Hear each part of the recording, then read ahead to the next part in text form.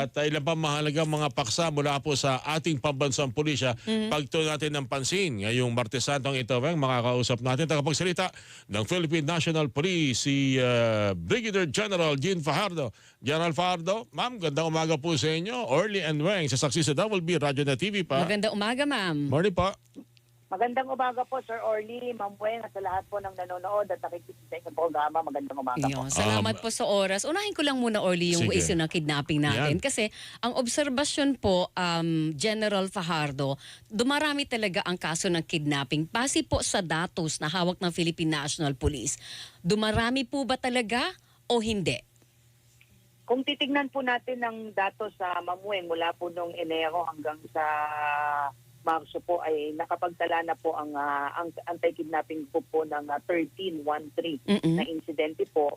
At kung ikukumpara po natin yan nung nakakang taon ay meron po tayong naitala po na 27 po. So kung titingnan natin ay medyo mataas po ito considering na 3 buwan pa lamang po tayo itong taon po na ito. Kaya pinaiigting po ng AKG yung kanilang efforts po para ma-resolve po itong mga kaso po na ito. Okay, doon sa 13 na biktima po ng sa 13 na incidents, 13 din po yung victim dito.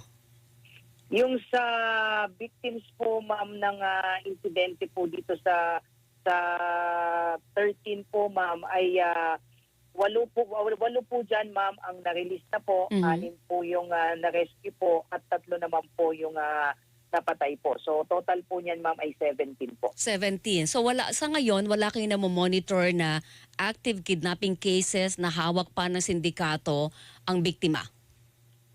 Sa ngayon po, ma'am, ay may under investigation pa po tayo, ma'am, na 5 out of the 13 po. May 5 pa po tayong under investigation at so far, ma'am, wala na po tayong under captivity po. Okay. And doon po sa lahat ng victim na ito, 17, lahat po ito ba Filipino-Chinese?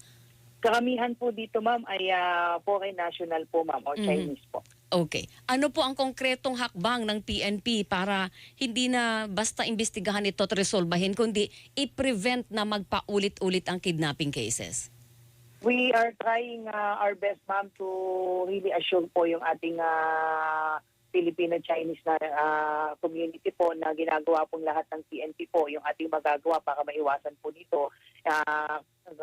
Katunayan nga po, ma'am, nitong nakakaang araw po ay nakipag-ugnayan po mismo po ang ating PNP sa Federation of Filipino-Chinese Chambers po para po mai-assure mismo sila ng ating PNP na ginagawa po natin ang lahat para ma-resolve po at mailigtas po itong mga nagiging biktima po ng kidnapping. At the same time din po ay umapil din po sa kanila ng kooperasyon at tulong kapag may mga nai-report po sa kanila at nalalaman po nila na mga ganito pong klaseng insidente po ay makipag-ugnayan at pagtiwalaan po ang PNP para ma-resolve at ma-rescue po yung mga kidnap victims. Ma'am Jean, may mga nag-uugnay nitong mga insidente ito ng kidnapping. Ngayon taon lang kasi last year wala pang gaanong mga reaksyon na naririnig tayo bukod na lamang ito sunod-sunod na insidente na mukhang iniugnay sa iisa o dalawang kidnapping group. May mga lumalabas o ba gano'n sa initial na investigasyon po ng PNP? Tama po, sir.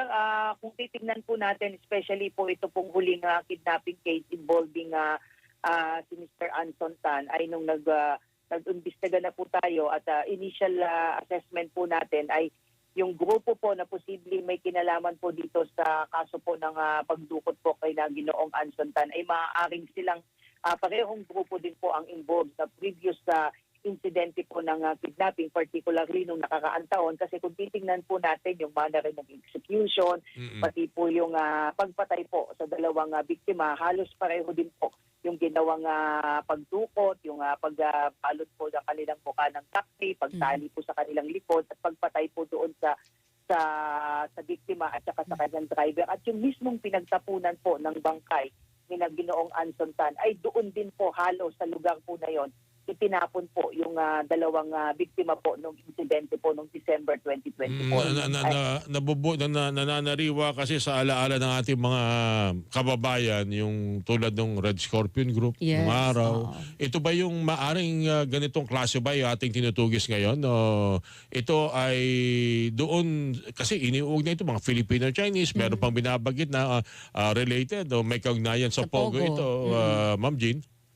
Yes, Sir Orly. Ito po yung tinitignan nating direction po ngayon dahil yung sinasabi po nating grupo, sir, ay ito po ay yung mga may associated po sa Pogo operation na sinasabi po natin na isang grupo na binuo ng mga Chinese national na ang intention po ay maningil doon sa may mga utang po na mga Pogo operators. At na kung matatandaan mo, noong nakakaang taon ay nag-utos po yung ating Pangulo na stop operation na po yung Pogo. So ito ngayon ang tinitignan po natin na with due respect, Chinese to Chinese nationals po ang nagdudukutan para po mamaningil doon sa mga may pagkakautang sa kanila. At yun ang tinitignan natin po ngayon na posible na may semblance of similarity po. At least yung grupo po na involved. We are not saying po na si Ginoong Anson Tan, we have to be clear on that po, ay involved po sa Pogo. But yung mga involved po, posibleng involved sa pagdukot po sa kanila, yun po yung tinitignan po natin. O kumbaga sindikato na nabuo dahil nabuwag na yung Pogo operations. Tama po, Ma'am Wen. Tama Okay. po. Okay, pero itong si Anson Tan o Anson Ke, sinasabi hindi naman daw involved sa Pogo, Ma'am Jean. Tama po, sir. Wala pa naman po tayong nakikita po na Okay. any hint po na siya po involved. Ang tinitignan po natin, sir, ay yung possible po na business po niya ay maaaring doon po nagkaroon ng link po doon sa Pogo dahil he is involved sa steel business po. So isa po yun sa tinitignan po natin na mga maaaring nagkaroon po ng kahit paano linya po sa Pogo po. Pero kasi po siya po ay hindi po involved sa Pogo. Itong grupong ating tinutuntun ngayon, na iniimbestigahan, posible hindi lang itong mga Pilipino, may mga Chinese nanditong involved. Mga Chinese nationals, sir, Ibang, o hindi talaga ibang ang tinitignan nasyonalidad, po talaga hindi, natin. Opo. iba't ibang Opo. nasyonalidad. Ano po? Okay, yung sinasabi Wait lang, ninyong so mga... ibig sabihin meron tayong kidnapping group na mga foreign national Yun lang. operating within the country, General Jean. Parang yung mga local na kidnapping syndicate, nakakabahala na eh. Yung pa kayang ganitong karahas na dayuhan pa na nagsasamantala sa ating mga kababayan at sa batas natin, hindi po ba nakaka-alarma yon? It is really a cause of concern, Ma'am Weng, dahil nga mga Chinese nationals din po ang involved. At yun nga po, ang direction ng ating investigation, pati doon po sa mga previous cases po, ay ito yung mga Chinese involved po sa Pogo operation po talaga. Okay. Yung sinasabi niyo limang iniimbestigahan pa ngayon, mga Filipino-Chinese din po ito, Ma'am Jean? May kasama pong Filipino-Chinese at saka mga Chinese po na full-blooded na tinatawag po natin. And we are also in the belief po na may mga Filipino din po na mga cohorts din po. So ma'am, dahil mga criminal mind ditong mga taong na nasa kidnapping syndicate na ito ba yung mga kriminal galing sa China, pumasok sa bansa, nagpogo dito, at ngayon wala nang pogo operation, nag-resort sa criminal activities na iba? Yan po yung tinitingnan natin ngayon, Ma'am Weng po. Yung mga fugitive from China. Ito sa iniimbestigahan nating lima pa, nakikipag-ugnayan na ho ba ang pamilya? Kasi parang mas nakikipag-ugnayan sila sa mga NGO sa lipo sa PNP, Ma'am Jean.